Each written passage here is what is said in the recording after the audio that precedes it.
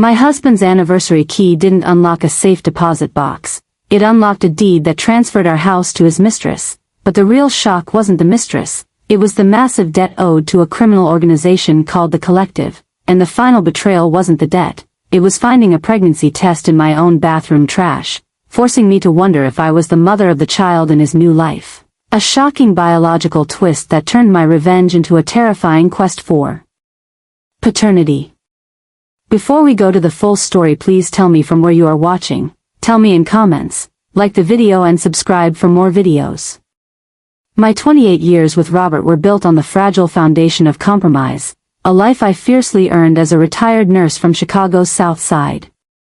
The first sign of rot wasn't the missing $5,000, it was the transaction's destination, a P.O. box in an affluent suburb miles away, a detail he desperately tried to bury under financial jargon. My gut, honed by decades in the emergency room, recognized the smell of a terminal hemorrhage. The second, more devastating discovery was a large, recurring wire transfer to a woman named Talia Vance, a financial bleed that explained where the money was disappearing. But the final, personal blow that shattered my reality was finding a positive pregnancy test tucked deep within the lining of my own bathroom trash can, instantly transforming my fear of infidelity into a terrifying, biological mystery. The presence of the test in my home, not Talia's, raised a shocking, impossible question. Was Robert using my house and my resources to conceal a pregnancy, or was this a subtle, cruel misdirection designed to make me doubt my own sanity? The emotional wound was raw, forcing me to confront the unthinkable possibility that the mistress was pregnant with a child conceived in my house, linking this entire, sordid affair directly back to me in a way I couldn't yet comprehend, leaving me frozen in place by the terrifying thought that the greatest betrayal might be a shared, silent secret. The gold key, Robert's anniversary gift, led me to a secret safe deposit box. The contents were not gold or cash, but two documents, an obscure, legally void prenuptial agreement from our first marriage with a spousal debt clause that favored me, and a signed quitclaim deed, transferring the title of his beloved mother Clarissa's house entirely into the name of Talia Vance. The betrayal was staggering. He was liquidating his own family's assets to secure a new life. But the chilling, unexpected twist came on a separate, stapled page, a legal notice confirming a massive, defaulted loan taken out against the colonial house, an astronomical debt owed not to a bank, but to an organization named the Collective, a term that sounded less like a lender and more like a mob. This revelation instantly introduced a terrifying, unseen enemy and escalated my personal vendetta into a life-or-death crisis. The final, gut-wrenching suspense was delivered by the bank clerk who mentioned a secondary signatory on the box, Clarissa Jenkins, raising the horrifying possibility that the pious matriarch was not a victim, but an active accomplice in the grand theft of my future, a truth I knew I had to confirm before the Collective's deadly deadline arrived. The suspicion about Mama Clarissa's complicity was an unbearable emotional burden.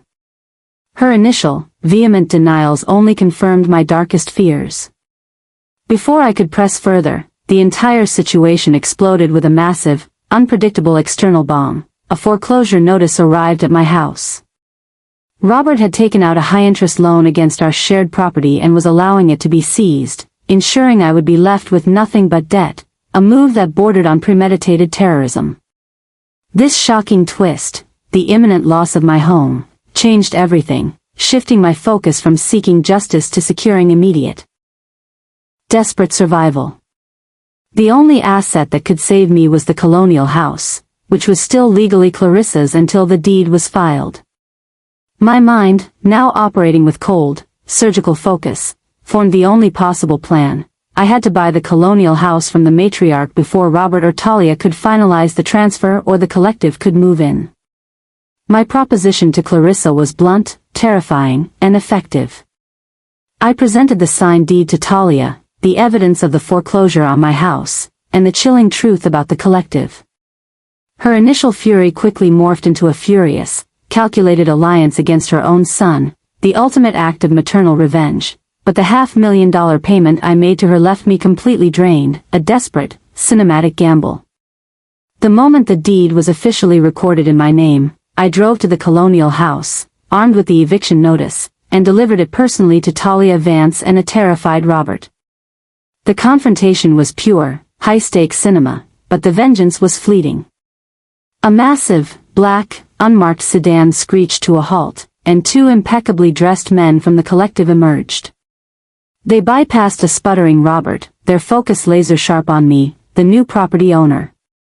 "We require $50,000 immediately," the large man stated, confirming I had successfully executed my revenge, only to inherit a crushing, illegal mob debt that put not just my finances, but my life, in immediate, mortal danger. The victory was instantly eclipsed.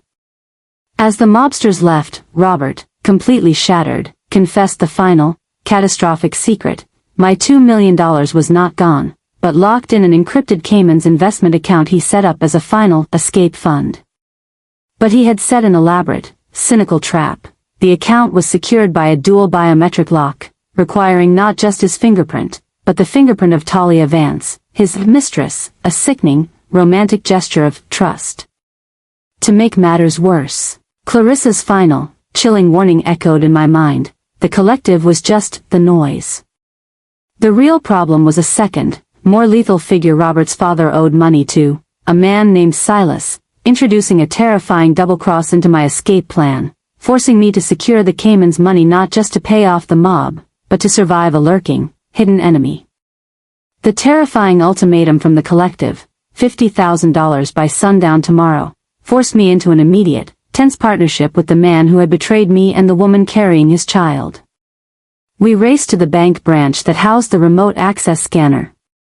Robert's fingerprint passed the initial scan, but the ultimate moment of truth, Talia's fingerprint, failed repeatedly. The machine remained stubbornly silent, flashing an error message. My nurse's training kicked in. I realized the swelling in Talia's pregnant hands was preventing the biometric scanner from reading her print. The desperate measure was necessary.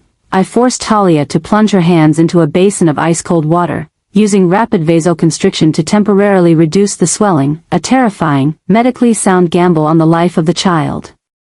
The plan worked. Talia's print finally registered, and the full $2 million was instantly available for transfer. But as Robert initiated the wire transfer to Evelyn, the final, brutal bureaucratic twist occurred. The bank manager, Mr. Thompson, revealed a mandatory, final security step, a face-to-face biometric authorization from the secondary account holder at the receiving bank, a step that would hold the transfer in escrow and delay the payment well past the collective's deadly deadline. The $2 million was secured but utterly inaccessible, forcing me into one last, impossible choice: expose the entire criminal plot to the terrified bank manager and force him to execute an illegal, manual override. The ultimate choice was survival through criminal means. I confronted the bank manager, Thompson, with Robert's full confession: the mobsters, the debt, the murder of his father, forcing him to realize he was an accessory and the next target. Under the threat of exposure and the promise of protection, Thompson executed the manual override, a direct breach of protocol that secured the $2 million transfer just in time. Robert, completely ruined, then revealed the final, devastating legal loophole: the original prenuptial agreement, which he had foolishly reactivated to protect his assets, contained a spousal debt clause that legally transferred all his remaining personal property to me, Mae Jenkins, in the event of a debt exceeding 10% of our joint assets. I had won everything. But the vengeance was sealed by a final, lethal act. The security guard, revealed to be an agent of the collective who had listened to the entire confession, raised a silenced pistol and executed Robert for the ultimate crime of betrayal and exposure. I fled the scene, a fugitive with the $2 million, the clean deed to the house, and a single, final question: was the immense, lethal danger over, or had the shooting just opened the door to a terrifying new chapter? I barely escaped the bank before the sirens arrived, now a fugitive linked to a homicide. My financial security was absolute, but the revenge was not yet complete. The victory was immediately eclipsed by a terrifying personal threat: a muffled, panicked phone call from Talia, who whispered the ultimate blackmail before the line went dead: Clarissa has the baby. She says it's her legacy now, and she wants the house back. The matriarch, the silent partner in the wreckage, had transitioned into a ruthless kidnapper.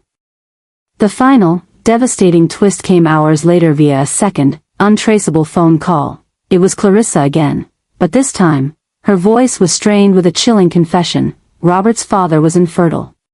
The baby is not Robert's, but his half-brother, conceived during a one-night affair I had years ago. And the man I slept with was your father, May. The child is your half-brother. The biological shock was profound. The entire mob war, the betrayal, and the murder were all centered on a single, innocent child who was my own blood, the secret heir to the criminal legacy. Clarissa's chilling final demand was simple: the house, or the child's life, forcing me into a final, high-stakes negotiation where the house was the collateral and my own kin was the prize. My heart, hardened by betrayal, was instantly softened by the truth of my kinship to the child. The house was now irrelevant, the child's safety was paramount.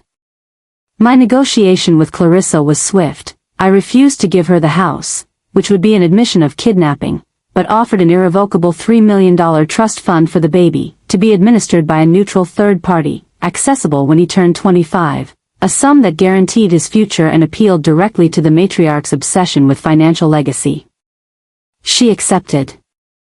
The emotional shock of the kinship and the high-stakes negotiation culminated in the moment Talia, released and safe, gave me the child's birth certificate.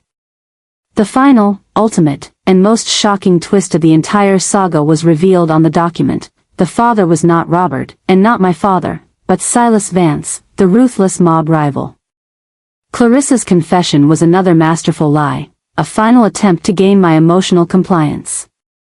The truth: Talia was Silas's sister, and the baby was his heir, the ultimate prize in the mob war. My revenge was built on a web of incestuous criminal loyalty, not marital infidelity. I had saved the child, but the war was not over. With the $3 million trust fund established and the child safely vanished with Talia into a witness protection program I funded, my mission shifted from defense to offense. I had all the leverage. I made a final, decisive move to ensure my absolute freedom. I placed a single, anonymous phone call to the head of the collective, the organization that had killed Robert, and whispered the only sentence that mattered: Silas Vance has the records. This action, the deliberate, final betrayal, set the two most powerful criminal organizations on an immediate, fatal collision course for the colonial house and the political records, guaranteeing mutual destruction. I followed this by anonymously reporting the entire conspiracy, including the location of the political bunker and the classified documents, to the U.S. Treasury and the FBI, ensuring the entire criminal infrastructure of both mobs would be dismantled by the federal government. I watched from a distance as the colonial house was swarmed by federal agents, the symbolic tomb of my past life and the criminal empire. My revenge was complete, surgical, and absolute. The ultimate goal was achieved. I was clean. I walked away from the wreckage, having meticulously dismantled a multi-generational criminal empire. I was no longer Mae Jenkins, the betrayed wife. I was a wealthy, untouchable ghost. I sold the colonial house at a vast profit to a clean investor, legally separating myself from the entire criminal history. My future was secure, my conscience cleared by the simple fact that I had not only regained my fortune but had protected an innocent child and brought down a shadow government. I began my new life under a new name in a quiet, coastal town, the ultimate revenge being the profound peace I had earned. The final, lasting legacy of Robert's betrayal was not debt or despair, but $3 million and the knowledge of my own immense strength. The story ends not with violence, but with a quiet, final thought: the greatest danger a criminal can face is the woman he underestimates, for her capacity for revenge and self-preservation far exceeds his capacity for greed. And my new life, built on the ashes of his